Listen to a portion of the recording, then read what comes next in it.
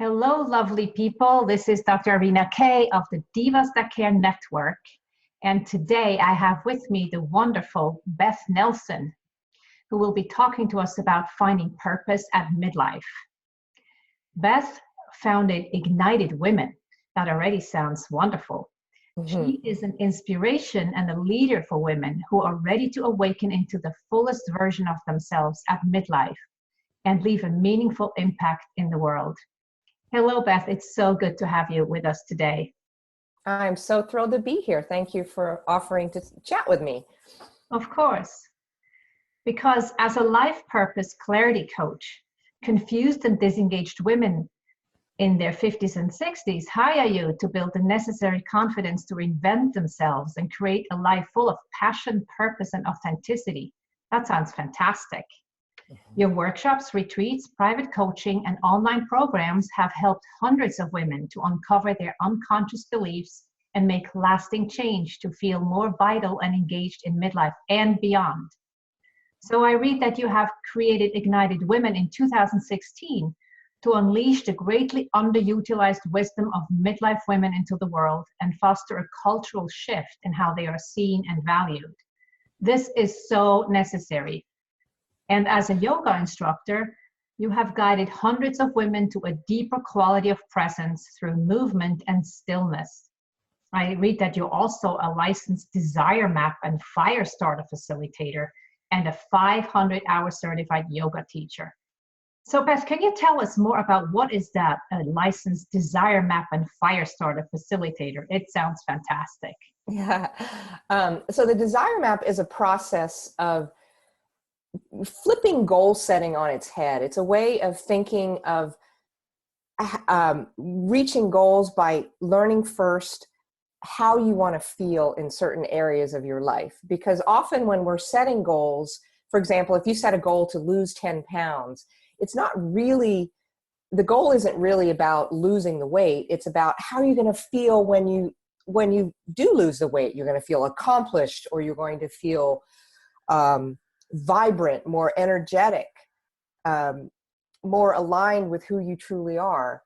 So it's a really deep, rich process that I went through. And honestly, it's what inspired me to start Ignited Women, because as I was identifying the key words that represent how I wanted to feel, one of the key words that showed up for me was ignited. And so that's what spawned me to name my program Ignited Women, because I wanted other women like me to feel that spark from within again. You know, it kind of dimmed on me as I got into my late 40s. So it was a way of reinvigorating and remembering who I was at an authentic level. That was kind of a big answer to that question, but. Yeah, but it makes so much sense. As you know, I'm also a law of attraction coach, and this is exactly, you know, what the law of attraction says. Feel into what you really want and everything will align to make that possible. Yes. Is that something you've always been invested in, like supporting midlife women specifically? No, my journey into supporting midlife women came through my own transition into midlife. About 5 or 6 years ago, I just found that I was going through the motions of my life. I was in a job that, you know, in a career that really didn't satisfy me or really suit my needs or my talents, but I just kept going because I thought this is what I'm supposed to do and I'll just keep trudging along. And it came to the point, well, I got laid off from my job. So I was at this crossroads of, do I continue down this same path and try to find another job as a program manager? That's the work that I was doing. Or do I really open up and figure out what it is that's wanting to be brought out from within me that has gotten stifled through all the years? So once I made the decision to leave my career behind and start my own business, I started realizing how many other women like me feel so lost as we go through so many changes at midlife. Right. So did you at that point become a yoga teacher, or had you done yoga before? I was actually in the process of getting my yoga certification when I was laid off from my job. Okay. And when I was going through that certification, I really thought it was for my own personal enrichment, and I never intended to teach. But then, of course, the opportunity arose for me to shift into teaching yoga. And I just love how it connects me to so many different aspects of myself, my internal self. So it's not only about the physical practice for me, but it's also about that reconnecting with what's going on with me at an internal level, and how that projects itself through my physical yoga practice.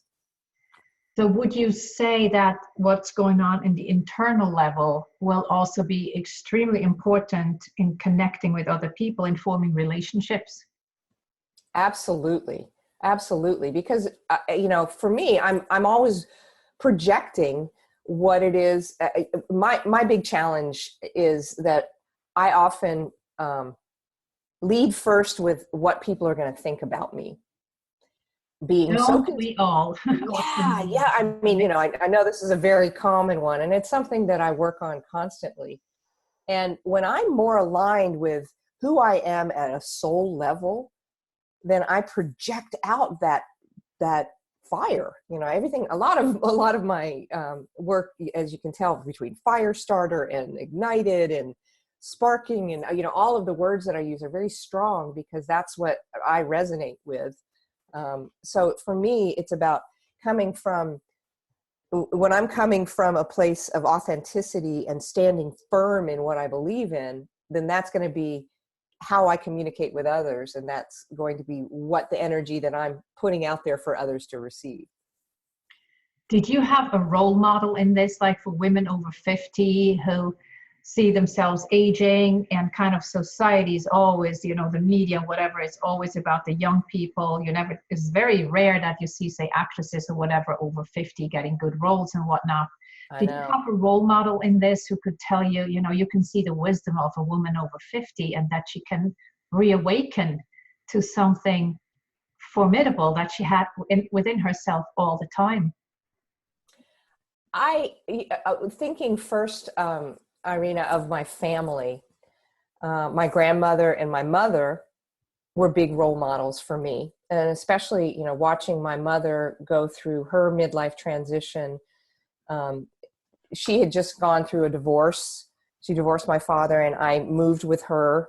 And so I was with her during that time, and watching her just let go of all of the notions that she had about who she was supposed to be, the role she was supposed to play as a mother and as a wife, and really come into her own, inspired me a lot. My grandmother as well went through a challenging time through menopause, and then came out of it and became very independent in her later years. Wow, this is something that then I'm guessing this was not really, even in, when I was young, this was not really a role model women were supposed to have as a role model, being independent and not just subservient to their husbands, and, being the good wife and mother. Right. Because that's what we're told. And then we're also told, or not implicitly, but we're told that after you turn 50, or after you're no longer able to create children, there's no role left. In many societies, women over 50 are revered for their wisdom, and they're looked upon to give guidance to the younger members of their family or of the community.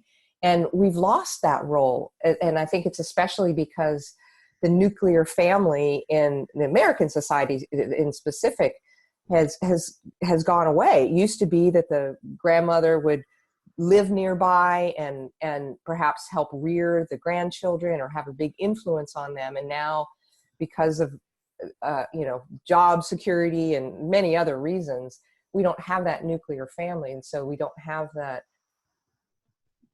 There's this notion that after you're 50, we're just supposed to fade away into the background, and that's what I really want to change. Yes, because you know what? It is so sad, considering the life expectancy of women these days that after 50, you're supposed to be a nobody, yet you still have maybe 30 or 40 or more years ahead of you. I'm just thinking of my own mother who just turned 99 a month Mhm. ago. Wow. Like if she would have faded away at 50, that would be half her life. Exactly. Exactly. And I also, my big why behind all of the work that I do is that I'm witnessing, and it's undeniable the changes that are happening in the world right now.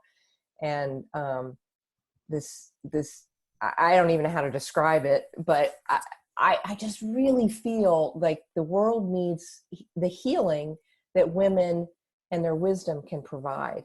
And why not be a conduit to help women come back to their most authentic selves and realize their value and how they can make an impact through their own gifts into the world.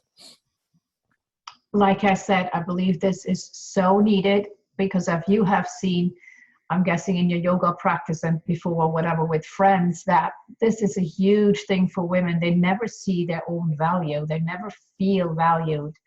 And obviously in this society that is always, depicting women as either sex kittens or anything that is just part of, let's say, a duo where the man is the leader and she has to conform to him or she'll be cast aside. And we know societies that do that explicitly. And I have seen this in my practice as an OBGYN many times. Back then in our own, I'm from Switzerland, even there, the women were still second class to men, but there's other societies where the disparity is even worse. Yes, yes. And something that really bothers me as well is, and I see this really in popular culture, that women over 50, I mean, you mentioned it, that women actresses and so forth don't get leading roles after they turn a certain age. And they're also portrayed like if they dare to be independent and express who they are in a way that doesn't fit into the mold of, kicking back and being a grandmother and not making any waves, like if they're bold and out there dancing or doing whatever, they're thought of as being crazy, or like, oh, something's wrong with her, she's not acting the way she's supposed to. And why is it that an age should determine how we're acting? So I don't understand that, because in my head I still feel like I'm 25. You do too. Yes, I do too. And then, my back reminds me, not quite. Yeah, exactly. Yes, but I'm also fortunate to have, like I said, my mother, who's going to be 99, was one of the suffragettes. Believe it or not, in Switzerland, the women's right to vote was adopted only in 1971. And she was one of those who was at the forefront of fighting for that, because she never saw why they shouldn't have a right in their own human rights, even, be a person and vote. And, Switzerland has a direct democracy, so everybody can vote on anything. It's not that you have representatives that may or may not resent you. So, yes, I'm fortunate to grow up with this kind of a mother, although my father was very controlling and a typical alpha male. And that's why they clashed so much. And this is why, now as a relationship coach, I'm seeing that this is still going on. And I, of course, lived it as well. So what is your take on the relationships? Have you been able to bring that into your own life? Can you clarify the relationships with I'm a little unclear about the question. Any kind of relationship, whether it was at work or with a spouse, with children, with, your family, with friends. It makes a huge difference of who you are and how you think of yourself. Don't you believe that? Oh, absolutely. Absolutely. Yeah. Thank you for clarifying that. Of course. I'm very blessed and well, I also work very hard. I have a wonderful relationship with my husband, who's very supportive of me.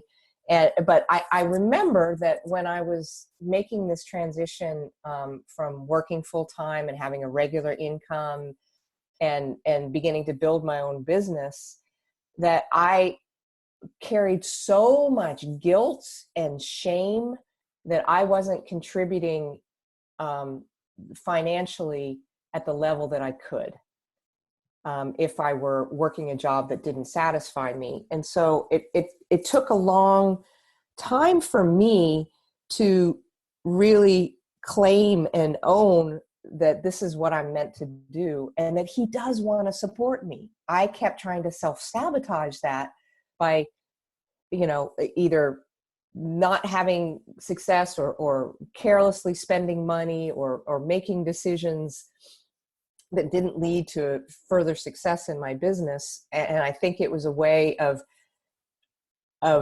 staying in that space of, well, I don't deserve this for some reason, because I'm a woman, or because of, many different reasons. So it's been a beautiful transformation for me when I can now look to him and see that he wants more than anything for me to be happy and me to be fulfilled, and that it's an equal partnership. And so that's what I really try to work on when I'm coaching other women, is how they can make sure that the people that they have closest in their lives are supporting who they are and who they want to become, and challenging them in a way that brings out the best side of them and raises their vibration in a way that creates them leaving their meaningful mark and getting really fired up about their lives. So did you say initially in your marriage, you were not at the place you are now? You were still working on that, but you noticed then that your husband was actually supporting you, because it must be feeling so much better for him to have a happy wife. Absolutely. And I, it was like I had blinders on. I had this idea that if I didn't figure out how to bring in the same amount of money that I was before, that he was just going to say, you're being frivolous and I'm going to leave you. And, Wow. and that's not a really great way to cultivate a deep connection with another person, when he was saying to me, I'm here to support you. And I was saying back, whether it be through my words or through my actions, I was saying back, no, you're not really, you're just waiting to get rid of me. And so Wow. It must have been very frustrating for him to witness this. And I'm very proud that I've been able to step back and see it in a different light, in a way that really nourishes our relationship. That is beautiful. Do you think there was any kind of reason for you not to trust what he was saying? I think I was holding on to an old limiting belief. Yeah. That I wasn't worthy unless I was producing something. And I think that's a very common belief in women. I've heard it in many iterations from the women that I've worked with, that, unless we are raising a child or creating a household or bringing in income, unless we're doing and serving others first, there's not a reason for us to be. Very true. And even if you are, having the household and raising children, it's still not enough. That's how I grew up. And that I have seen so many times, that this is kind of not anything of value because it's a given. And that is ingrained in our brain. And, I was going deeply into neuroscience to see how this is happening and why this is happening. And it obviously comes down through that belief system, which is ludicrous if you think about it logically. It comes all the way down from way beyond, our ancestors, and is ingrained in our DNA. But the fantastic thing is you can change this, and you have a choice to actually change these beliefs. You have been able to do it. I have been able to do it. You say you are in a wonderful relationship and you're still madly in love with your husband. I've done the same thing. So Yes. What is it that you do to support this passion of serving midlife women? So what I do is midlife women, they hire me to reclaim their identity and really ignite their full potential, because so many are really unclear on what's next for them. And they feel reluctant to try something new and are kind of caught up because they don't know how to get over the challenges that come with getting older. And there are challenges, it's not an easy path going through menopause and No all of kidding. physical and mental and spiritual changes that happen at midlife. It's the first time that I noticed or really felt that sense of my own mortality, that, wow, how did it happen that I'm over halfway through my life? So what I do in my work is I guide women to dismantle their limiting beliefs, really break them down and figure out where they came from and how to shift their thinking and make choices that are aligned, instead of with an old belief that no longer serves them, aligned with what they really want. And when they do this, they become so connected and so sparked up that they unleash their brilliance, and then have, as I mentioned earlier about the desire map process, they have these key words, these guideposts that they can come back to when they get off track. So I provide a lot of tools and pathways to help them clarify values and their mission and what's important to them, and a way to keep coming back to it and during those times, because it's going to happen where we slide into the old limiting beliefs again, and how to bring them back into it. Right. Have you lived that yourself? Or you're speaking from experience, basically? Oh, I have definitely lived that myself. I live it a lot. I just over the last couple of days, I actually experienced a big breakthrough. And is it okay if I share this? Is this a good? Oh, absolutely. If Yeah. you wish to share, you just know it may be 3,000 people or more that listen to it. No, it's a beautiful breakthrough. So Okay, go for it. I was thinking about, oh gosh, I really want to bring in more income into my business. And I was thinking about ways that I could do that, and how, I had gotten a little bit off track in the way that I was doing my business. And so I was thinking, well, why can't I change that thought and think about, instead of thinking of scarcity, thinking of abundance and how much money I could bring in and how it could support my business and support me serving more women. And then a little voice came inside, and they're like, yeah, well, this voice of doubt showed up and said, yeah, well, that would be a miracle, sort of a real doubting Debbie kind of voice saying, oh, that would be a miracle if that happened. And then another voice that was a new, softer and more nurturing voice showed up and said, look at all the miracles you've created already in your life. Look at the miracle of your loving husband. Look at the miracle of the beautiful friendships. Look at the miracle of the business that's blossoming. Look at the miracle. And I started just naming off in my head all of these miracles that I've already created. And then I said to myself, well, why can't I also create the miracle of financial abundance coming easily to me? And so it's renewed my faith in myself and in my connection to the universe. And again, I know you're very knowledgeable about the law of attraction. And I just really believe that it raised my vibration and is bringing me to a place where I can see opportunities that I may not have been able to see before. Definitely. I can feel this from your energy. Absolutely. And I'm happy that this happened to you, because I'm sure this is something you can share with the women you're working with, and telling them how they could feel into their abundance, into their joy, and into their happiness, and make it happen and make those miracles happen for them. Right. And I think that, a lot of women that I've spoken to have this fear of trying something new, and have settled into just a life that they're somewhat satisfied with, but not really in love with their life. They're not really fired up about it. So I think that through my example, and then through my guidance in showing them, well, this is what I did when I went off track. and giving them those same tools and walking them through it will help them as well to learn how to come back to their own authentic self.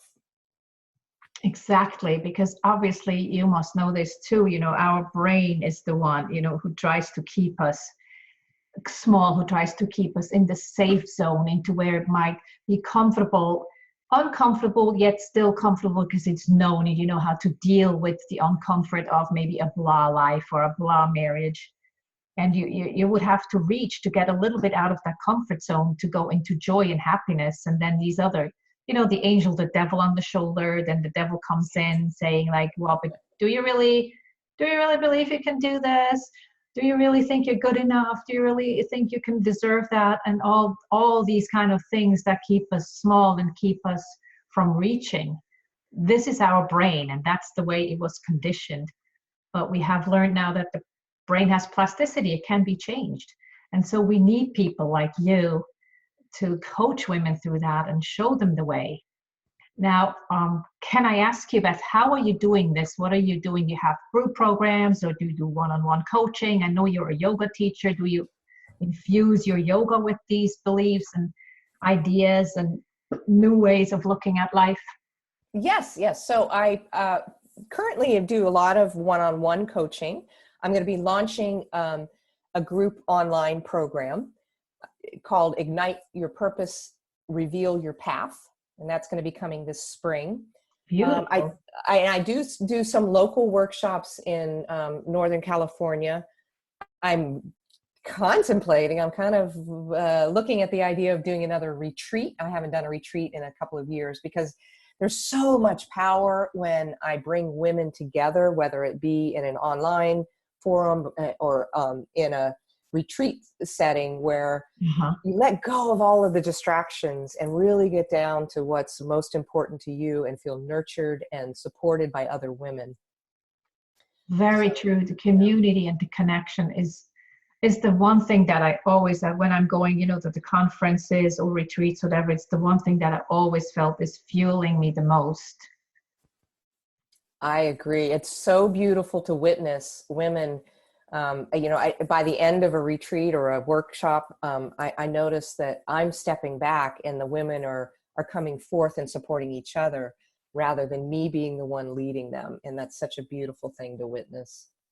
It certainly is. Now, can you tell us and the audience how they could connect with you, or if somebody would want to, go on to one-on-one coaching, or they would want to participate in your group program? Sure. So the best way is I actually created a guidebook called Awaken Your Purpose in Midlife and Beyond. And the best way to learn about my upcoming events and how to work with me is to download that guidebook, the Awaken Your Purpose guidebook, by going to ignitedwomen.net. And I'm sure this will be included in the show notes. So you can download the guidebook, and then that will put you on my email list so I can get in touch with you about any upcoming events. I'm really excited for some things that are coming this spring. Again, the group program, and I'm going to be doing an online masterclass, as well as some, as I mentioned, some local workshops and offering some great incentives to work with me on a one-on-one coaching basis. So that's ignitedwomen.net. That's fantastic. And so ignitedwomen.net, everybody, to get, this is, I'm guessing, a free guidebook. Yes, absolutely. I forgot to mention that, but yes, it is absolutely free. Fantastic. So ignitedwomen.net for a free guidebook about igniting your purpose and revealing your path. Absolutely. That's fantastic. So thank you very much for this.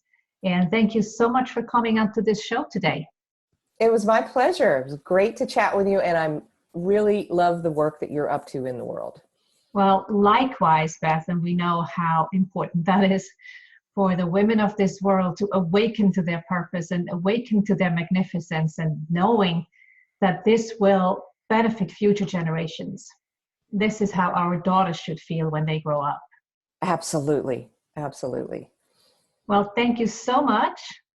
And from the Divas That Care Network, your primary relationship mentor. This is Dr. Irina Kay with Beth Nelson today. Thank you. Thank you.